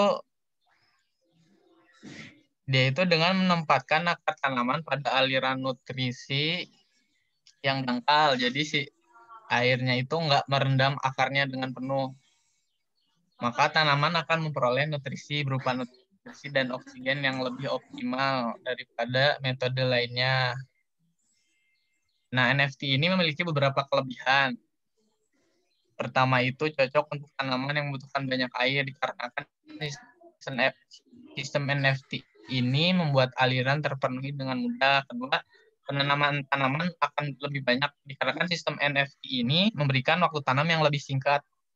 Nah, yang terakhir itu tanaman memperoleh nutrisi yang seragam dikarenakan NFT ini bekerja dengan sistem aliran yang stabil dan satu jalur. Nah, ada juga kekurangannya. Pertama itu dibutuhkan dana yang besar karena memerlukan biaya list mengalir selama 24 jam juga. Lalu ya, ada juga Pak, pengukuran kadar nutrisinya itu diukur dengan TDS meter yang dimasukkan ke dalam air secara manual dan rutin setiap harinya untuk mengecek kalau kepekatan nutrisinya itu masih dalam rentang yang dibutuhkan atau sudah di luar atau lebih dari rentang yang dibutuhkan dari tanaman tersebut, Pak. Nah, karena itu kami membuat alat prototipe pengontrolan larutan nutrisi ini dengan sistem NFT sehingga membuat kesalahan pengukuran dan kekurangan pemantauan kepekatan larutan nutrisi ini dapat diatasi. Untuk tujuannya sendiri, itu pertama membuat prototipe pengendalian kepekatan larutan nutrisi pada tanaman tomat berbasis jaringan sensor nirkabel. Lalu menentukan output pengukuran kepekatan larutan nutrisi prototipe pengontrolan kepekatan larutan nutrisi pada tanaman tomat berbasis jaringan sensor nirkabel dan membandingkan hasil output pengukuran prototipe ini dengan kebutuhan ppm mingguan dari tanaman tomat dan membandingkan waktu respon terhadap perubahan kepekatan nutrisi. Nah, berikut ini ada skema dari alatnya. Pertama itu kan di hidroponik itu ada sejenis reservoir untuk menampung cairan yang udah dicampur dengan nutrisi, Pak. Nah, dari reservoir itu nanti kami akan mengukurnya dengan sensor EC dan dikondisikan sinyalnya dan dikirim ke microcontroller. Nah, dari microcontroller ini diolah. Sebenarnya dia itu lebih dari set point apa kurang dari set point. Kalau misalkan dia kurang dari set point, dia akan memberikan sinyal ke relay untuk membuka valve yang mengontrol reservoir nutrisi sehingga mengalirkan nutrisi ke reservoir yang campuran tersebut yang tadi. Nah, setelah itu di reservoir campuran akan mengaktifkan pengaduk untuk mengaduk selama beberapa waktu. Dan dari situ akan di sensor IC akan mendeteksi lagi apakah cairan sudah sesuai dengan set point untuk kepekatan nutrisinya, apakah lebih atau masih kurang. Nah, jika lebih, si sensor IC akan mengirimkan kembali ke microcontroller dan mengirim sinyal ke relay 3 dan membuka valve 3 untuk mengalirkan reservoir air yang berisi air ke reservoir campuran. Lalu akan mengaktifkan pengaduk kembali. Nah, kurang lebih seperti itu Pak untuk temanya, dan ini itu untuk merubah set point-nya sendiri akan dilakukan secara wireless atau dengan gawai. Lalu selanjutnya dilanjutkan oleh Ira, Pak. Silakan untuk Ira. Selanjutnya untuk alur kerja alat dari prototipe yang kami buat, yang pertama itu nanti dari sensor akan mendeteksi untuk nilai kepekatan larutan nutrisi pada reservoir yang campuran tadi. Terus akan dikirimkan ke microcontroller. Tapi selain dapat mensensing dari reservoir itu, dari smartphone itu dapat dikirimkan nilai kepekatan begitu Pak. Jadi dari smartphone akan dikirimkan nilai kepekatan, terus akan dikirimkan ke microcontroller. Lalu sensor EC akan mendeteksi nilai kepekatan. Apakah kepekatan itu sesuai dengan set point atau tidak? Jika tidak, maka jika kurang dari set point, maka valve nutrisi akan membuka dan menyalurkan larutan nutrisi ke reservoir campuran. Kemudian jika larutan lebih dari set point, maka valve ketiga akan membuka yang berisi air untuk mengalirkan ke reservoir yang campuran. Selain itu, sesuai set point, maka akan ada sensor ultrasonik akan mensensing level dari reservoir campuran. Jika larut volume yang ada di reservoir campuran itu lebih dari set point, maka valve 1 akan membuka valve 1 itu valve yang akan membuang larutan, yang akan membuang larutan yang ada di reservoir campuran. Jika kurang dari set point, maka valve 3 akan membuka yang berisi air tadi untuk disalurkan ke reservoir campuran, lalu diulangi lagi untuk proses sensingnya sampai level dan kepekatan larutan nutrisi itu sesuai dengan set point. Kemudian untuk batasan masalah, yang pertama itu hanya berfokus menggunakan 2 jenis sensor, yaitu sensor kepekatan nutrisi dengan sensor level. Yang kedua itu hanya berfokus untuk memonitor dan mengontrol kepekatan nutrisi sensor nirkabel. Yang ketiga itu outputnya berupa waktu respon alat pada jarak yang berbeda-beda. Untuk komponen yang digunakan, yang pertama itu ada Arduino Mega 2560. Yang kedua untuk sensor nutrisinya itu pakai sensor electric conductivity. Yang ketiga itu untuk sensor levelnya pakai HC-SR04. Kemudian ada relay. Kemudian kabel jumper untuk menghubungkan komponen-komponen. Kemudian ada LCD 16x2 untuk dapat menampilkan hasil secara langsung jika untuk petani yang petani tersebut bisa melihat langsung hasilnya pada LCD. Kemudian ada project board, modul WiFi untuk menghubungkan wireless-nya. Ada solenoid valve. Kemudian motor. Terus yang terakhir itu ada smartphone.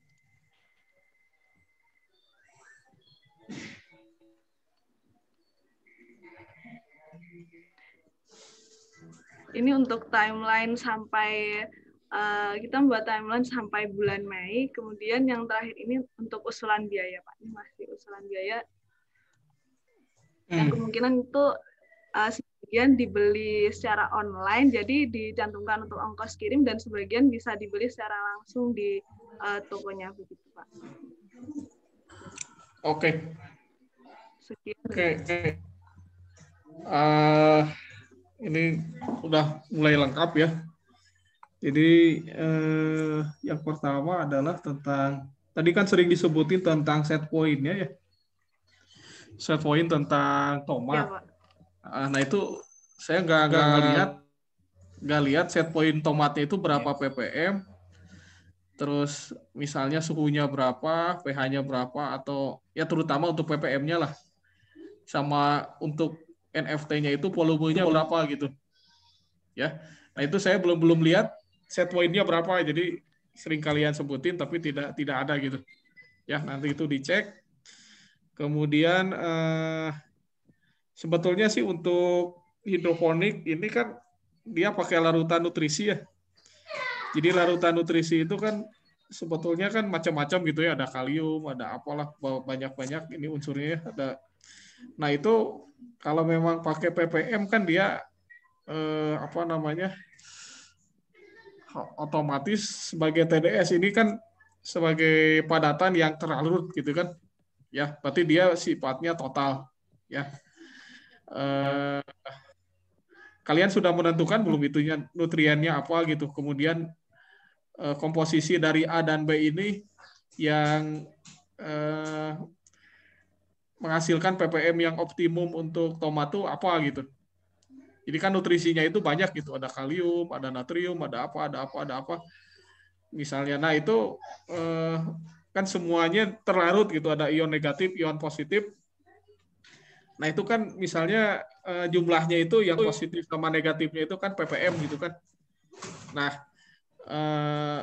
kalian ada nggak datanya gitu untuk ppm yang dari berapa yang optimal untuk tomat itu nanti ya. Kemudian ya Pak, kalau kita silakan gimana? Ya boleh lanjut dulu aja Pak. Enggak. Jadi gini, untuk diagram alir juga skema ini saya lihat ada panahnya yang double gini nih, gimana nih? Nanti diperbaiki ya. Jadi supaya lebih yang diagram blok itu ya, bukan yang flowchart ya. Supaya nanti nggak salah dari aliran datanya ya. Kemudian sekali lagi ini kelemahan kalian semua mungkin ya, yang ya hampir semua belum ada tentang konstruksi ya. Jadi belum jelas mana sensornya di mana, kemudian sistem NFT-nya, sistem hidroponiknya seperti apa gitu. Kemudian di mana dia pompanya, gimana dia injek larutannya. Nah, itu konstruksinya penting di sini ya. Jadi nggak ada sesuatu yang hilang dari diagram blok, kemudian menjadi flowchart, tapi barangnya nggak ada gitu. Ya kita nggak bisa bayangin kalian neranginnya dengan apa gitu. Ya, meskipun oret-oretan sederhana dengan pulpen atau apa, is okay untuk sementara gitu ya.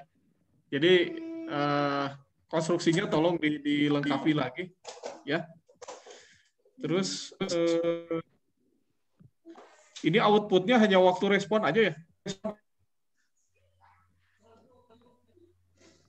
Sama nilai kepekatan dari larutan campuran yang sudah dicampur itu, Pak. Oke. Makanya tadi balik lagi nanti kalian cari papernya, ppm-nya harus berapa gitu, ya. Karena ya ppm ini sesuatu yang ya nanti macam-macam gitu, karena kan jumlah gitu. Kayak 20 itu bisa aja 10 plus 10 atau 11 plus 9 atau berapa plus berapa gitu. Nah, itu untuk nutrisi ini kan jumlah ion negatif sama ion positif. Nah, itu harus mulai kalian cari ya. Ya, Pak. Kalau untuk sampai ke nutrisinya masih belum begitu diperdalam, Pak. Tapi kalau untuk kayak desain umumnya itu udah mulai dibikin sedikit-sedikit, Pak. Oke. Karena kalian kan mau mengetahui tentang kepekatan gitu kan, kontrol kepekatan. Nah, gimana kita bisa mengontrol kepekatan kalau kita tidak paham juga misalnya tentang khususnya perhitungan ini ya, perhitungan pengenceran ya, yang ppm 1 atau M1 molar 1 kali volume 1 sama dengan molar 2 kali volume 2. Nah, itu harus kalian coba ya perhitungannya ya. Bagaimana misalnya kalau ppm ini berubah dengan penambahan air, ppm ini berubah dengan penambahan larutan nutrisi. Nah, itu harus kalian cek ya. Ya, Pak. Oke. Ya mungkin itu dari saya. Silakan mungkin dari Pak Supri. Oke, terima kasih. Tadi Pak Dudi juga udah banyak memberikan masukan. Jadi di sini intinya ada permasalahan yang terkait kontrol ya di situ ya. Kontrol di situ. Jadi kalau kontrol itu selalu yang menjadi input apa, kemudian menjadi feedback apa, kemudian apa yang akan Anda lakukan untuk memenuhi kriteria kontrolnya itu. Nah, itu yang intinya blok pertama yang paling penting. Dan di sini masih belum terlihat dengan mudah di situ. Itu. Jadi di sini apa aktuatornya apa yang Anda kepikir dalam desainnya? Itu valve apa? Valve manual atau valve apa yang Anda? Oh iya, Pak. Itu pakai solenoid, Pak. Solenoid. Ya. Solenoid di situ. Nah, karena di situ nanti kita nggak bisa lihat kalau solenoid dia kontrolnya on off misalkan di situ. Nah, bagaimana mekanisme itunya? Nah, kayak gitu-gitu ini jadi istilahnya perlu tadi yang saran dari Pak Dudi juga dipercepat dulu seperti apa situnya. Ini yang Anda bayangkan dia tetap mengalir atau dia kondisinya istilahnya kondisi dari nutrisinya dia di satu wadah atau ada sirkulasi. Kalau nutrisinya sendiri terus mengalir, Pak, tapi kalau pengukurannya itu ada di tangki yang buat penyimpanan cairan yang campuran sama nutrisi tadi, Pak. Jadi kalau untuk sensornya disimpan di cairan yang diem mungkin, Pak, di tangki reservoir campuran. Makanya kan diagram bloknya jelas, ini mana ininya, mana jadi ada reservoirnya di situ. Apakah mekanisme pengukurannya pada saat diukur itu tidak boleh mengalir dulu, kemudian apakah di situ perlu proses pengadukan ataukah alami? Nah. Kalau buat pengadukan sepertinya perlu, Pak. Barusan juga sudah ditambahkan. Artinya apa? Artinya Anda fokus itu saja sudah jadi proyek sendiri itu. Iya. Jadi istilahnya diagram blok tadi itu bukan jelek tapi beban Anda jadi berat sehingga nanti boleh jadi yang menjadi inti permasalahannya nggak selesai di situ. Jadi, tampilan oke, cuman tidak bisa mendapatkan kondisi informasi kepekatan yang diharapkan untuk dimanfaatkan.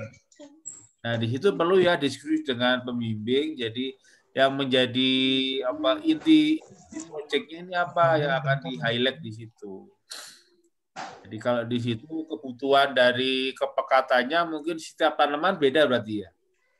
Iya, Pak. Untuk setiap tanaman sendiri berbeda-beda dan nutrisinya sendiri pun berbeda-beda, Pak. Kayak untuk tomat sendiri ada khusus untuk tomat. Nah, itu kan keren. Ini apa? Jadi petani, ini untuk nyampur apa tomat? Nah, Anda pencet tomat sudah dia tahu sendiri. Oh, ini untuk nutrisi tomat. Nah, sistemnya akan ngatur supaya kepekatannya tomat. Besoknya lagi mungkin apa? Untuk jenis yang lain. Oh, misalkan stroberi itu. Nah, itu lebih luar biasa di situ. Artinya kan Anda harus memaksimalkan bagaimana sensornya itu sendiri. Karena sensornya andalanya apa untuk mendeteksi kepekatan? Pakai sensor EC, Pak. Apa itu? electronic conductivity. Kepekatannya. Optik nggak Anda kepikir ya di situ ya? Kalau optik sepertinya belum, Pak. Kayak TDS itu berarti prinsipnya. Iya. Ya. Anda baca dulu. Jadi yang sudah dilakukan dengan teman-teman yang sudah dengan Pak Budi kan main TDS juga. Apa sih kelemahan TDS? Karena kan di sini lebih complicated ya, jenis larutan yang akan dideteksi di situ. Apakah lebih powerful ataukah malah jadi masalah di situ. Nah, di situ. Jadi selalu kita curiga dulu gitu. Jangan pede tapi nanti di perjalanan ternyata nggak bisa maksimal. Karena Anda ada kebutuhan untuk kontrol di situ. Nah, seperti itu. Itu ya pesan saya, jadi fokus dulu tentang masalah urusan untuk mengatur kepekatan. Jadi kalau kepekatannya turun, maka dia kan peran dari sistem kontrolnya kan mengatur kebutuhan nutrisi tambahan di situ. Ya, baik Pak, terima kasih Pak sarannya. Aduh, benar-benar tercerahkan. Iya. Aduh. Oke.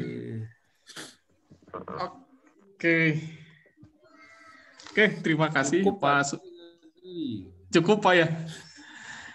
Oke, mungkin terakhir ya. Sebelum kita tutup, silakan ini kelompok terakhir. Mangga, silakan. Kelompok mana ini?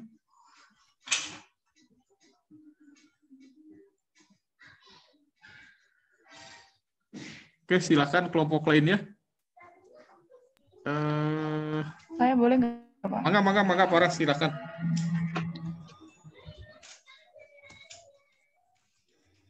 Paras dan Paris berarti ya ini ya. Izin share screen ya, Pak? Mangga, silakan, Paras. Iya, Pak.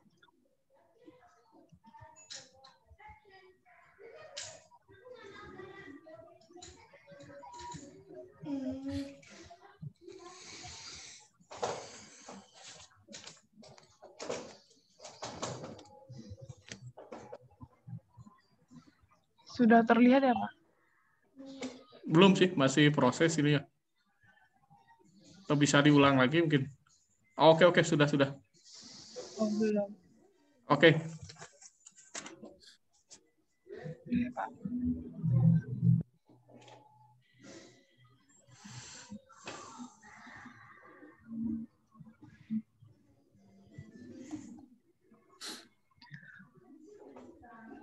Untuk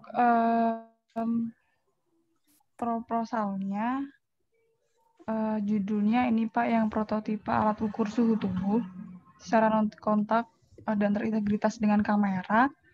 Kemudian kemarin kan ada perubahan Pak, yang ada tambahan di bagian latar belakang. Jadi latar belakangnya di awal paragraf pertama ini berisikan tentang penyebaran dari jumlah COVID di Indonesia sama yang ada di dunia dan kasus-kasusnya, kemudian arti dari virus corona itu sendiri dan gejala-gejala non-spesifik terpaparnya, terus ditambah dengan yang kemarin Pak, suhu tubuh manusia normal dengan suhu tubuh dinyatakan demamnya. Di sini kemarin dari beberapa sumber itu macam-macam Pak, tapi untuk data yang kami gunakan di prototipanya itu di batasan ini Pak, yang selain yang suhu tubuh rata-rata yang berdasarkan WHO itu yang di antara 36,5 sampai dengan 37,5 derajat Celcius. Kemudian tambahan lainnya itu untuk yang paragraf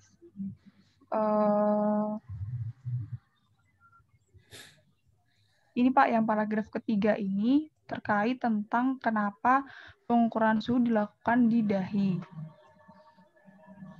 Nah, untuk alasannya sendiri kami kan kemarin udah cari beberapa sumber.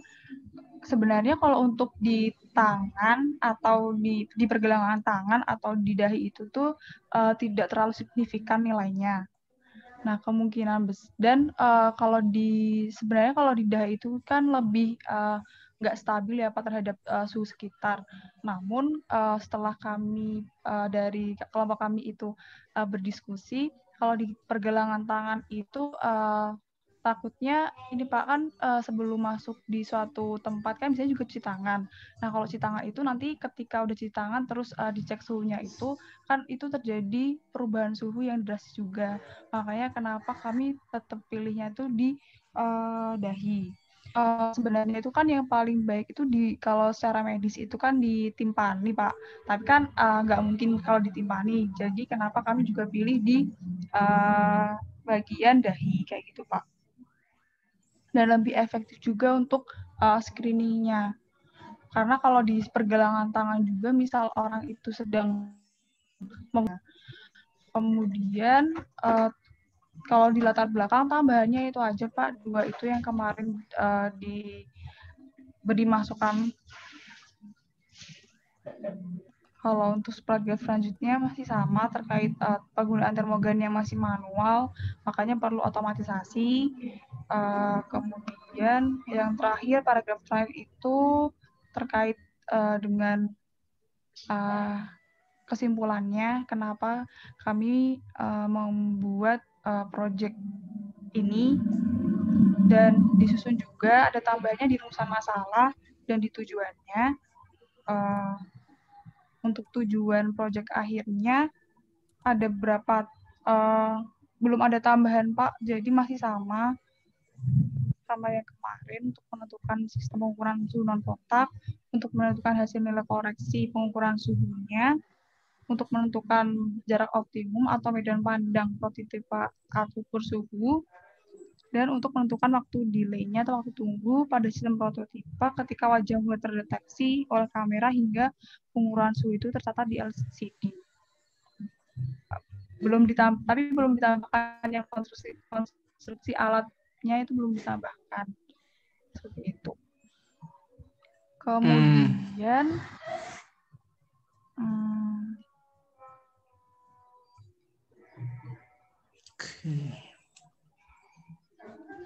ini untuk prinsip kerjaan sama kemarin Pak, jadi kami memfokuskan di jarak dulu.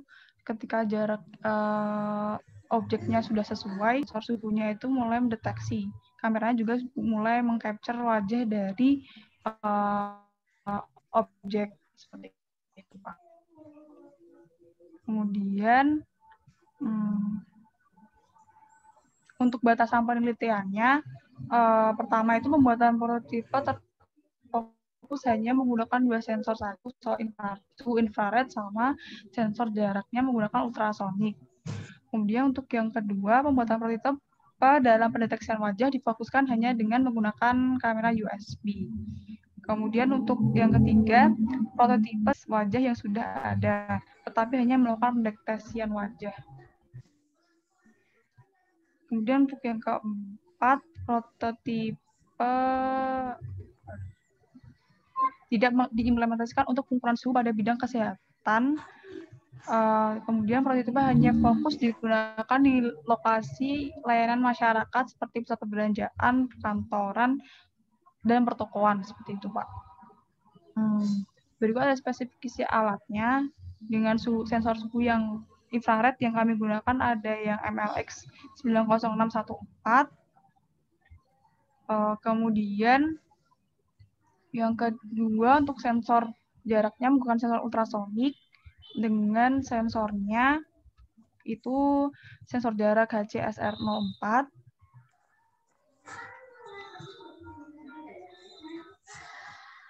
Dan kamera USB-nya di sini kami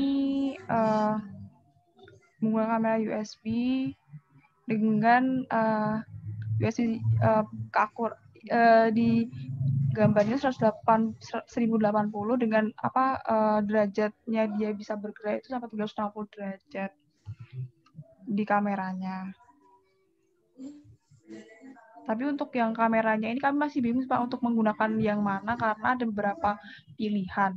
Ada yang kamera USB yang biasa, cuman itu hasil gambarnya tuh belum terlalu bagus Jadi takutnya ketika mendeteksi wajah untuk di bagian dahinya tuh kurang optimal gitu Pak. Jadi kami yang di tengah-tengah sebenarnya itu ada yang lebih bagus lagi juga. Tapi kemarin saat kami cari yang Logitech itu sampai ya sekitar 400 sampai 500, ada juga yang 600.000. Jadi kami milih yang ini.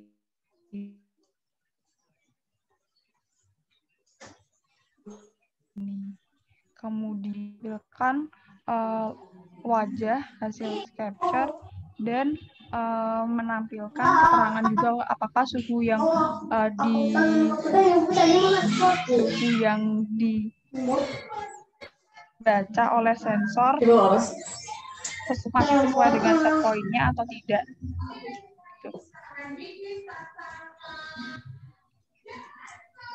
Ibu bilang jangan itu. Kemudian mikrokontrol yang digunakan adalah Raspberry 3 yang model B.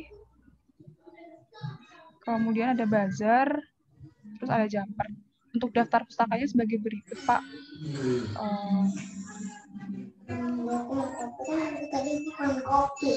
Oke. Itu boleh tuh kopi tuh. Pelaksanaannya kami masih bikin yang untuk semester 5 ini nanti akan ditambahkan. Oke. Biayanya Coba lihat biayanya.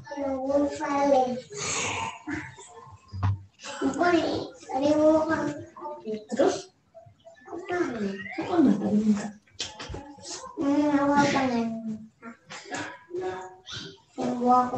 udah kalau kopi nggak boleh banyak. Sekitar 1,1 berarti ya. Oke, ini udah mulai lengkap ya. Cuma sekali lagi kelemahan utamanya dari semua mungkin ya di konstruksi ya, di barangnya itu nggak ada, jadi iya, Pak. Memang iya, Pak. Tidak terbayang juga itu apa sensor jaraknya penempatannya di mana, kemudian sensor suhu sensor suhu yang infrarednya di mana gitu, kemudian nanti untuk objek orangnya atau objek orang-orangannya gimana gitu, terus pengaturan jaraknya gimana, nah itu belum terbayang ya. Jadi tapi nanti untuk tugas minggu depan semua proposal harus sudah dilengkapi dengan konstruksi ya. Itu sangat-sangat penting supaya nanti nggak ada link yang hilang gitu ya. Nah cuma untuk yang tadi paras ini saya tertarik dengan kan rentang suhu Iya, Pak. untuk menentukan demam atau tidak demamnya itu kan sangat sempit ya, dari 37 ke 38 gitu ya. Otomatis hanya plus minus 1 derajat atau 0,5 atau 0,6 derajat Celcius. Nah mungkin harus dicek juga akurasi atau variasi dari sensornya bagaimana gitu. Apakah dia cukup repeatable atau apa namanya untuk rentang suhu ini kebaca apa enggak gitu. Jangan sampai nanti lompatan suhunya ternyata 1 derajat gitu. Jadi 0,5 atau ini nggak terbaca gitu. Jadi dia misalnya miliampernya atau suhu tegangan dari sensornya lebih dikit dari misalnya 37 jadinya 38, itu langsung ditarik ke 38 gitu. Jadi orangnya langsung ditarik demam gitu. Nah ini mungkin harus dicek juga ya. Jadi resolusi suhunya mencukupi Nanti apa rencana enggak gitu. juga ini Pak dibandingkan juga Pak. Itu gimana tuh? Oh iya. Ya. Terus ini kan tentang apa? Iya, Pak. Suhu dan jarak ya. Itu nah yang ultrasoniknya itu buat apa tuh? Nanti ada setting point udah jarak sekian, oke pengukurannya gitu kan, yang dimaksudkan oleh ini kan si wajah atau dahinya masuk ke lingkaran gitu. Nah itu gimana tuh? Kan balik lagi ke konstruksi ya. Berarti konstruksinya emang harus jelas berarti ya. Oke, mungkin segitu mungkin dari saya. Mungkin silakan mungkin dari Pak Supri, Pak. Oke, Tadi sambil Anda sampaikan tadi dari proposal, saya cek sekarang lagi ngetren juga namanya forehead untuk termometer. Jadi memang desainnya memang untuk mengukur temperatur pada dahi. Jadi kalau Anda shirt ini kayaknya juga baru banyak muncul ini. Dan kaget juga Pak Rudi, harganya juga nggak terlalu mahal, 400.000 gitu dulu.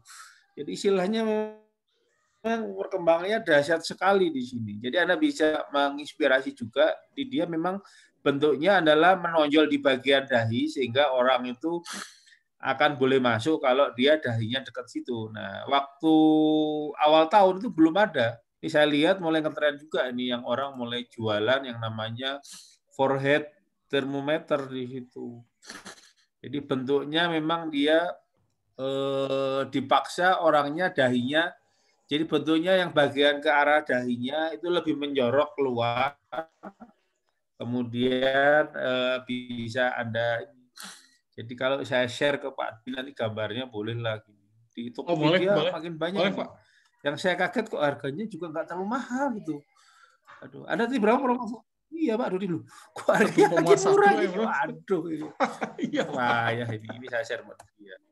Enggak, 400.000 Pak. Aduh, coy ini 400.000. 400.000 ya. Waduh.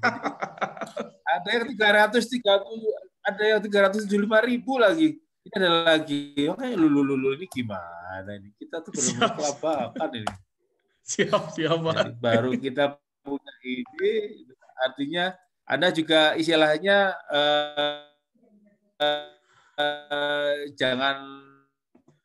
jangan juga melihat perkembangan itu, Anda bisa gunakan inspirasi. Jadi kalau yang di pasaran itu kan dia nggak ada informasi wajahnya. Bisa jadi malah kita modif yang 300.000 tambahin kamera, jadi itu bisa jauh mana itu dimodifikasi. Nah itu yang challenging di situ. Itu bikin casingnya aja kita habis banyak itu Pak. Jadi kalau 300.000 diambil cuma casingnya aja sudah menghemat itu. Itu kan bentuk casingnya, sensornya aja sudah ini. Nah, Anda bisa menginspirasi dari situ.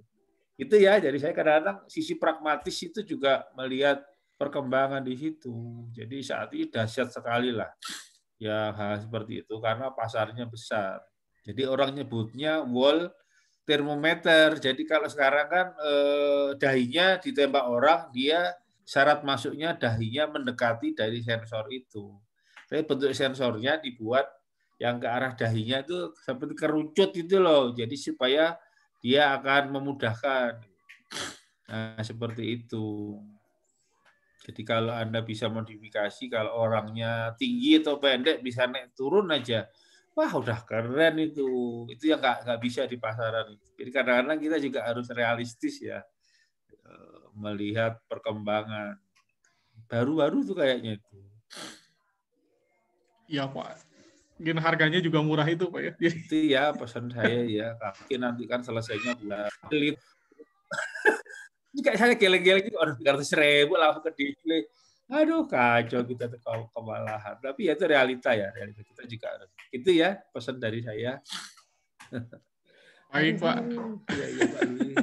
Terima kasih Pak Supri. Pasar dunia sih ya. Oke Pak, terima kasih untuk tambahannya Pak. Mungkin karena waktu juga, jadi saya ucapkan terima kasih kepada Pak Supri yang sudah memberikan tambahan-tambahan yang sangat bermanfaat dari grup-grup yang presentasi hari ini. Jadi untuk minggu depan nanti tambahan tugasnya adalah ke konstruksi ya.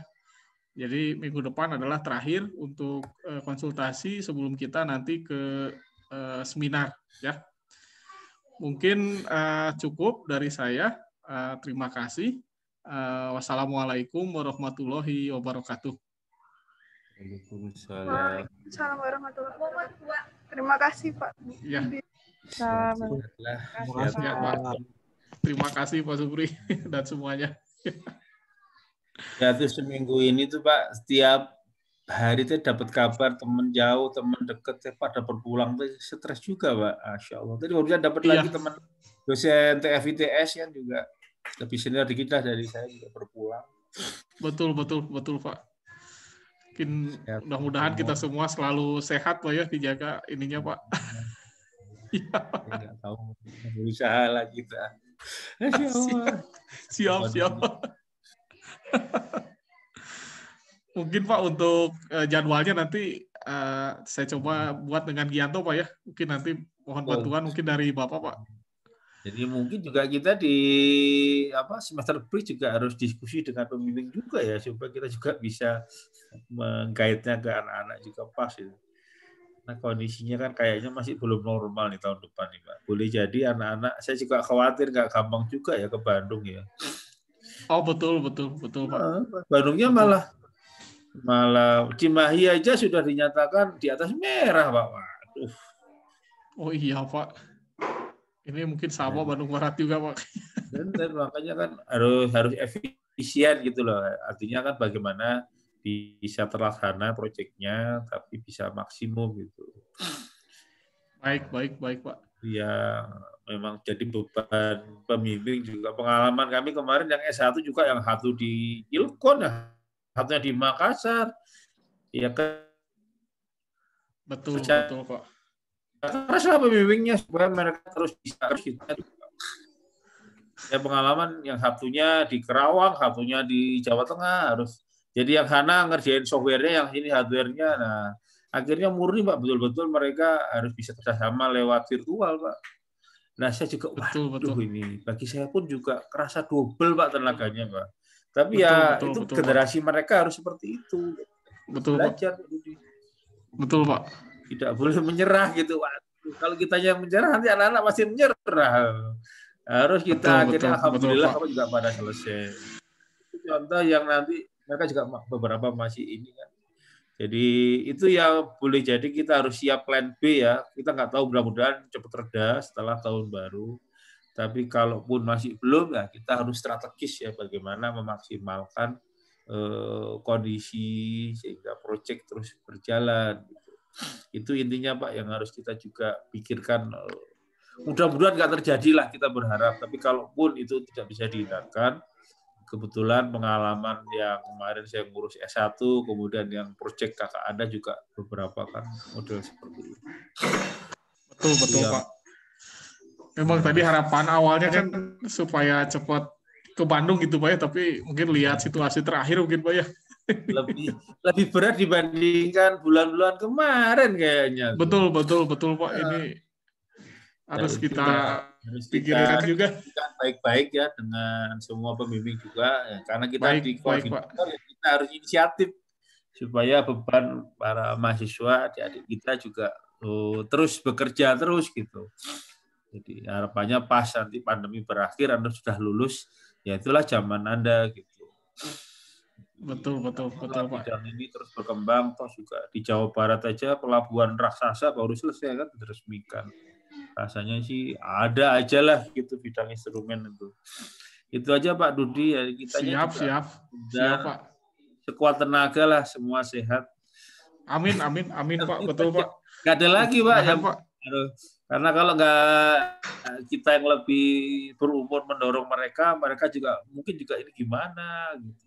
Kita harus terus yakinkan bahwa pas ini lewat masa pandemi, Anda sudah punya kompetensi. Nah, disitulah pertarungan dimulai. Bagi yang nggak dapat kompetensi, ya ketinggalan lagi. Nah, itu yang betul Pak. Siap Pak Supri. Oke, iya Pak. Iya Pak, terima kasih Pak untuk ininya Pak.